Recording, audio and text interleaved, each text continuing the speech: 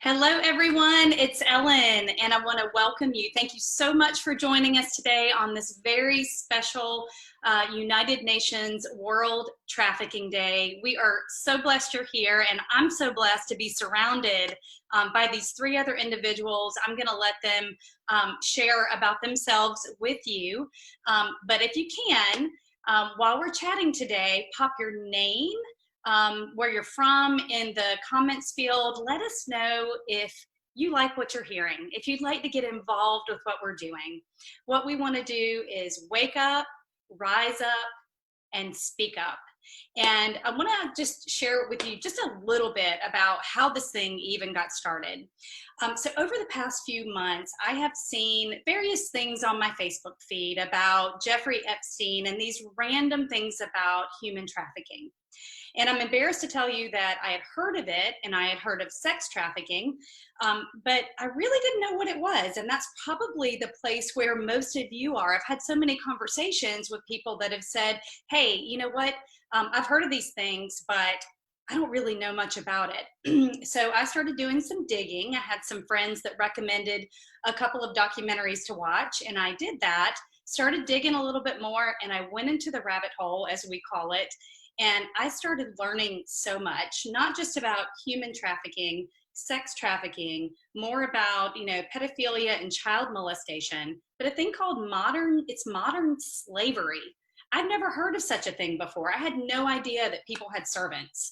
So in my research, I found that there are currently 40 million people in slavery. That's the largest amount of people in slavery in the history of our world.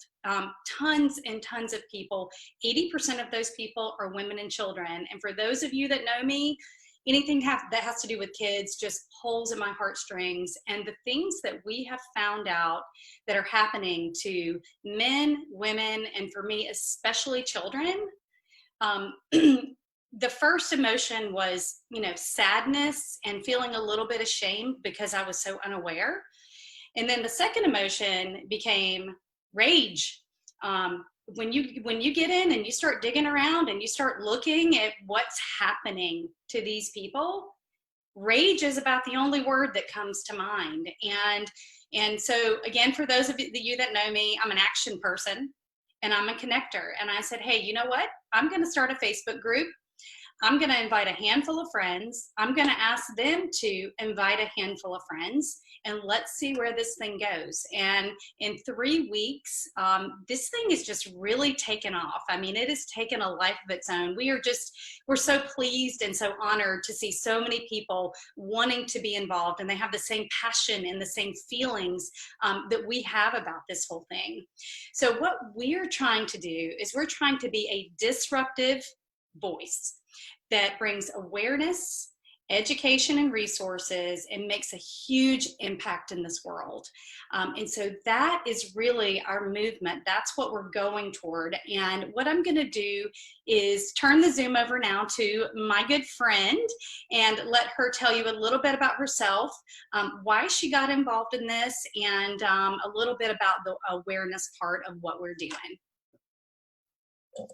Thanks, Ellen. My name is Shauna, and I'm going to talk to you a bit about, as Ellen said, the awareness of this monstrosity that is far larger than I think any of us can truly comprehend.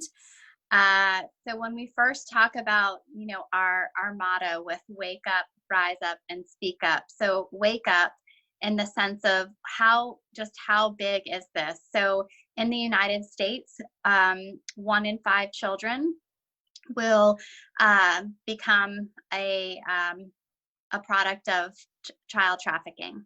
And internationally, the rates are even worse. Every 30 seconds, a child enters into the space of child trafficking, whether it's sex labor, work labor, or organ harvesting.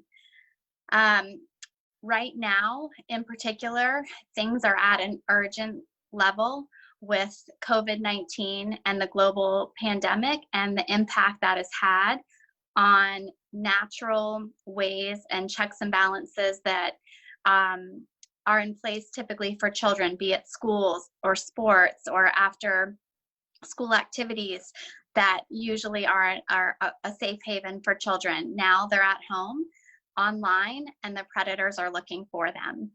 So knowing that the U.S. Center for Missing and Exploited Children and the FBI have collectively reported a 4-fold increase in the number of reports they're receiving just in the last 2 months compared to this time last year. So the wake up was huge for all of us on this call, and just those stats are just the tip of the iceberg.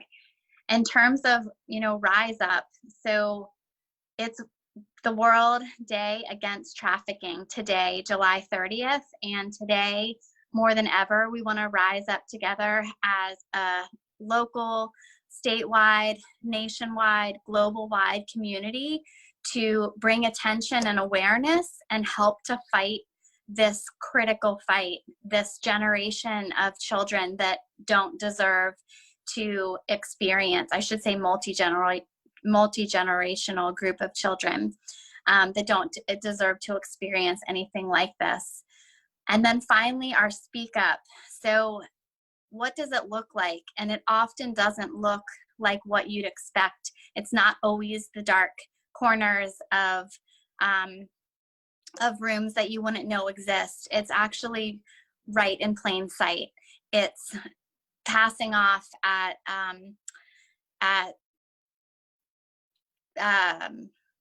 it's the passing of children from one individual to another, right in a hotel or right in a huge amusement park, right in an ice cream vendor, in a changing room, in a local store.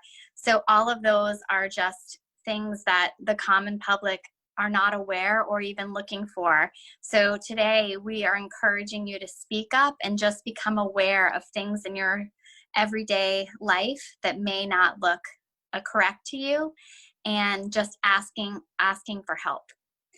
And so thank you for listening to us today, and I'm going to pass it over to Stephanie, and she's going to share with you a bit more about what we've learned. Thanks, Shauna. Yeah, it's so I've been doing this kind of on a personal level for a while. I guess since the early 2000s, and it's been sort of a one-on-one process for me, trying to wake people up that I know personally or in small groups. But I've really just been waiting for y'all. I've been waiting for a group of like-minded people that were fired up enough to do something about it. And honestly, I get a little teary when I think about it, because I didn't know that I would ever live to see this kind of an awakening take place with the general population. And we've got a long ways to go, no doubt. But for those of you that are new to this, what has been happening since quarantine, where people have had more time to research, is nothing short of a miracle. It's nothing short of a miracle. And it's the right time, it's the right people, and it's the right place. So once you find out this information and you go through the stages of grief, you do. And it doesn't stop, though. For those of us that are called to do this, it doesn't stop with acceptance, which is where the stages of grief stop. You're then called to action. And that's where we are. But you oftentimes don't know what to do with that. Where do you go? What do you do? So for me, it's really getting people some good educational resources to learn about what child trafficking is. And so for me, I've got a few really good go-tos, links, and resources that I send people. I really like Vets for Child Rescue. It was founded by I think he was a member of SEAL Team 6, if I'm remembering correctly. And he was a former U.S. Marshal. And he is Frontlines. He goes in and he's the ones that he grabs the babies and the children and the young girls and boys out of the arms of these predators. They set up sting operations. They work with local law enforcement to get these things going. So if it is a sting operation, everything's very safe. But that's a good resource to go and take a look at what they're doing and learn how pervasive and deep this thing really is. Because like Shauna said, it's not just, people snatching people off the street in white vans. It's parents trafficking their own children. It's children being taken on trumped up charges out of homes by CPS. And I know that's shocking because we think of that as being an organization that we can trust. And of course, there are good people in that organization. They do great work. But the simple fact is that 80% of all trafficked children come out of the CPS system. That's huge. 80%. 80% are coming out of CPS. So check out Vets for Child Rescue to get a more broad overview of how deep this subject is. And I'm not going to lie to you, this is not a fun subject, and it gets hard. So just brace yourself. Take it slowly. Take breaks when you need to. Get out, get away from it, because it can be too much and it can suck you in and it can take you to a bad place. So don't be afraid. Just like a soldier, you can't always be on the front lines, right? You've got to rotate out and let somebody else stand in the front line for you while you take a break and you process. That's one of the biggest lessons I've learned. So that's for child rescue. And then moving more into, once they're rescued, what happens? Because they can't just integrate back into society without some help, right? They've got to have a safe place. And a lot of times they don't have a home to go back to. Either they don't have family, or their families were the ones that were facilitating the trafficking. There are lots of different situations. So there's a group called Operation Underground Railroad, and they also do some frontline work, and they get the children and sometimes adults out of these situations. But they also have a very extensive network where they can find a place for these kids to go locally or wherever they're rehoused, and they get not just therapy, but they get specialized therapy. You can't just put them in a situation with a regular therapist. They have to be with someone that understands how to deal with someone that's been sexually abused and trafficked. So that's another great resource. It's OAR.org, Operation Underground Railroad. And those are also a group of former military that put together that organization. And then, of course, the biggest thing that we touched on a little bit earlier is, how do you spot the signs of a child that might be in distress? And I have not personally done work with this organization, but I know the founder, I know some former staff members, and I know many of the people that are survivors that have provided their stories. It's called Darkness to Light, and you can go to darknesstolight.org. I know these people personally. I've gone to their fundraising events over the years, and they actually go into schools. They go into businesses. You can bring them in to talk to a group of, if it's just a group of moms or dads that want to learn how to spot the signs of childhood sexual abuse. And then once you've spotted that, how to approach the child, or how to approach the family member if you think the family member is not involved in the abuse, and then how to get those children the help they need. So those are three really good organizations that are educational and can help you really make a difference. And I've personally vetted all three of those. I feel comfortable with them, but as always, I want you to do your research. We're here to give you kind of the breadcrumbs, and you have to go and do your own research, because I can tell you this stuff all day long, but it's not going to mean as much to you until you do the work and you do the reading and you do the vetting. That's where you learn. And I think that's all I've got for now. I'll pass it over to Scotty. Hey, thanks so much, Stephanie. And, it's just so great to be here with Ellen and with Shauna and with Stephanie, for us all to be together, and especially with you. This is a global issue. This transcends religion. This transcends politics. This transcends skin color. I mean, you think of anything that separates people, and the one thing that everybody agrees on is nobody should be forced to do anything against their will. Now, there's a difference in respecting laws in your society and being forced to do something against your will. But there's either people that are involved in that industry or the rest of the world. And the rest of the world would all agree, no matter what your background is, it's not right. So the key, obviously, the more we come together. And there's a lot of people that are starting to step up because, like was stated on here, you know, the quarantine, COVID, it is what it is, but you always look for, okay, it is what it is, but what great has come from it? What great has come from it is this enlightenment is starting to grow. The awakening is happening where people are realizing this is not something obscure. This is something, and it's so much bigger than anybody truly has an idea. And even the experts, all they know is from the data they can gather. I personally believe it's even bigger than they realize. I mean, when you add some of the other elements, some of the tribes where they actually will take children and do voodoo worship stuff, I mean, it goes so far down. And many people, when they think of this, they don't think about all the people that get hired to come work in a different part of the world where they can make money so they can send money back to support the families. So they're not technically sold as a slave, but when they get there, guess what? They have no way of getting home because they don't make enough where they can actually have a mechanism to go back home, and they end up working 6, sometimes 7 days a week for 10 to 12 hours, sometimes in forced labor, sometimes as an indentured servant. Of course, the entire sex trade industry, pedophilia, satanic worship, organ harvesting. I mean, it goes on and on and on. It's so much more vast than anybody can even begin to imagine. So the key is, in our opinion, is number one, let's all come together. If it touches your heart, ask yourself, where do I see myself fitting in? There's a few ways we can all help. One is getting more educated. And then number two, deciding, you know, do we want to put some time into this? Do we want to put some money into this? Do we want to put both?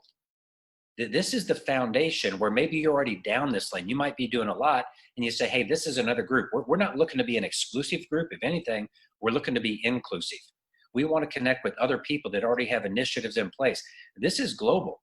Make no mistake about it, there's people that live in parts of the world where maybe the average family income is $400, you know, and for them to say, hey, I might donate 50 cents or $1 to go help this, or $5 or $10, you know, if somebody puts $40 in, that's 10% of their monthly income. So understand, we're not asking for your money right here tonight, but what we are saying is evaluate where you fit in. What touches your heart? It's all part of modern day slavery, make no mistake, but at the same time, there's different lanes.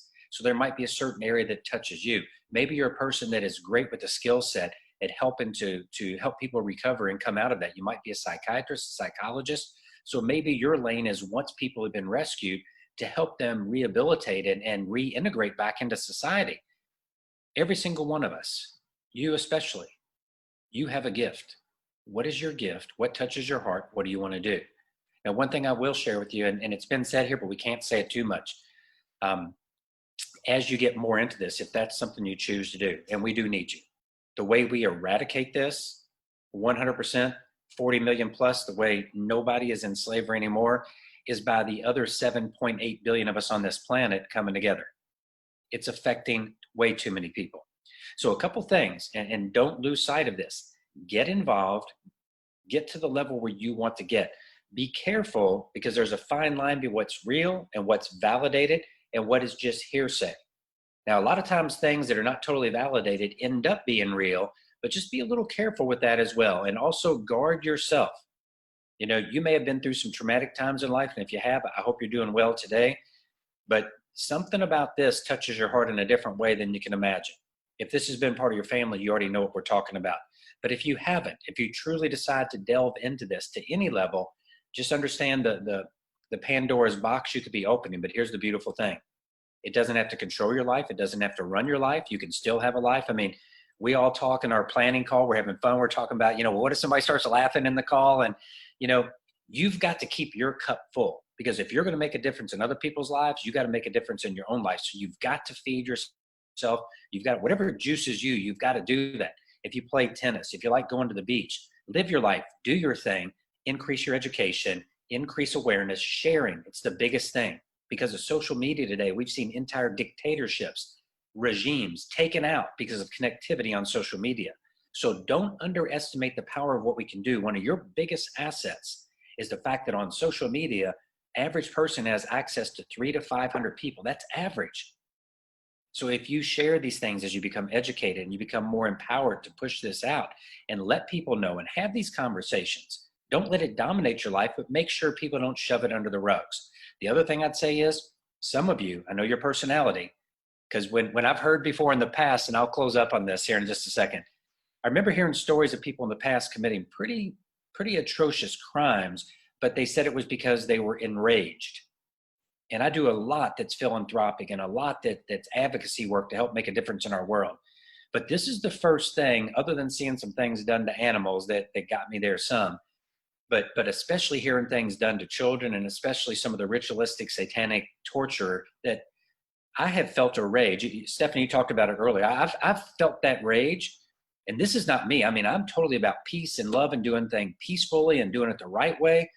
But I have had some feelings inside that literally, if I walked into one of these rooms where they were doing this, I would literally go over and I would kill the people doing it. I've seen myself. I had visions of that. And then I became a little even upset with myself, angry at myself, because that's totally not who I am, but because it touched me so deeply. So be prepared that this could touch you in a very, very deep way. So what we don't want you to do, don't be a vigilante. Don't go out there and try to take things in your own hands. If you see something, if it's a life or death situation, obviously step up.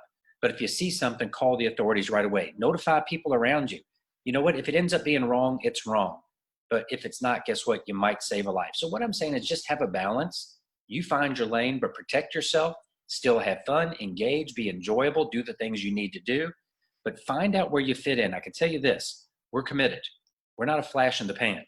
Until the day that we're 6 feet under, or whatever it is that we choose to do at that time, I guess, we're not stopping.